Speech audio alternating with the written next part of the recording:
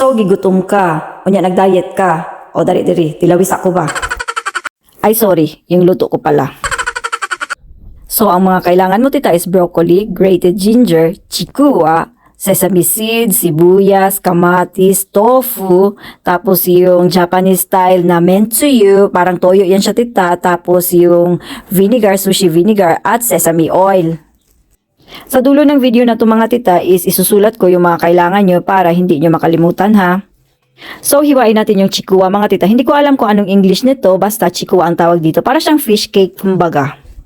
Kung wala kang ganito, mga tita, pwede ka nang gumamit ng ibang alternatiba. Kunyari, daing, kasi nga, parang medyo magkalapit lang yung lasa nila. Parang lasang isda lang din, baga. So, hiwain natin yung mga gulay natin, yung kamatis natin. O, mga bite size lang yan siya, tita. Depende sa kasya ng bibig mo. Ikaw nang bahala. Pero itong onion mo, tita, i-mince natin siya kasi nga para sa ano natin yan siya, para sa dressing natin yan siya. Gagawa tayo ng sariling dressing natin, mga tita. Yes, matututo ka talaga, kaya panoorin mo, ha.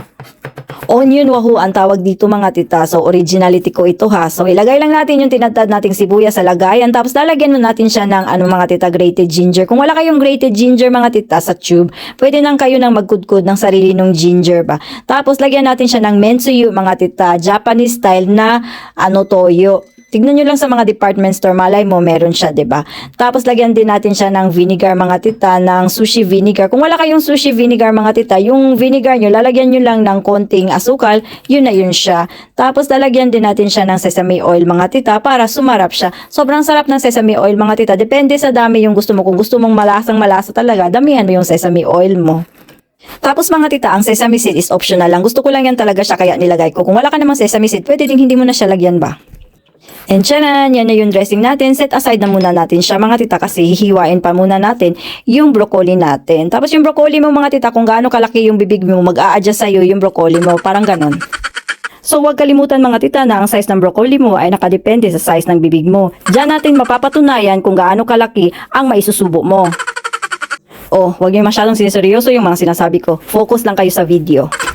So, syempre sa yung topic natin, mga tita, mag-init tayo ng kawali ba? Dapat initin mo yung kawali mo, mga tita, para maganda yung labas ng mga niluluto mo. Tapos lagyan mo siya ng mantika pagka mainit na yung kawali mo. Initin mo din yung mantika mo, mga tita, para maganda din yung mga luto-luto mo.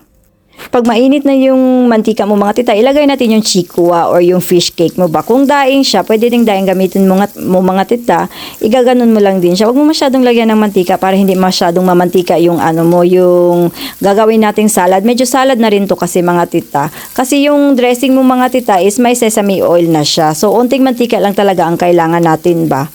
So, ibabaliktad-baliktad mo lang yan siya. Kapag maganda na yung kulay niya, ihahain mo lang siya, mga tita, tapos palalamigin mo siya. Tapos yung broccoli mo, mga tita, kapag binaliktad mo na, hinaan mo yung apoy, ha. Yung ginamit nating apoy dyan, mga tita, nung piniprito natin yung chikua, is malakas pa yung apoy. Yan kasi hihinaan na natin siya yung apoy para maluto yung broccoli natin, mga tita. Tapos takpan na natin ba, mga 2 to 3 minutes, mga tita.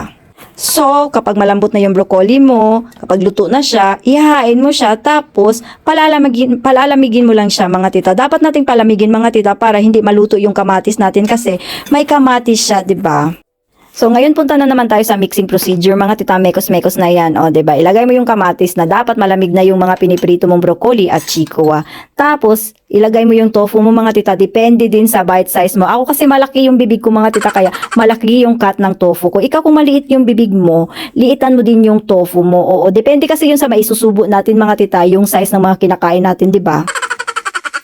Kaya kung isubo lahat, mga tita, walang ititira. So, magde-dressing na tayo, mga tita. Habang naglalagay ka ng dressing mo, mga tita, tikman-tikman mo kasi yung dressing nag-a-absorb kasi siya sa broccoli, mga tita. Kapag madaming masyadong dressing mo, magiging maalat yung broccoli mo. Kaya dapat adjust din, ha. And charan! Tapos na tayo sa broccoli sauté and tofu in onion wahoo natin, mga tita. So, 'di ba, ang sarap-sarap niya. Pwede mo nga yata siyang iulam, mga tita, pero ako yan lang talaga yung kinakain ko ba. Kasi may tofu na siya, mabubusog ka na talaga. So, thank you for watching my video, mga tita. See you on my next video. Next video. Bye!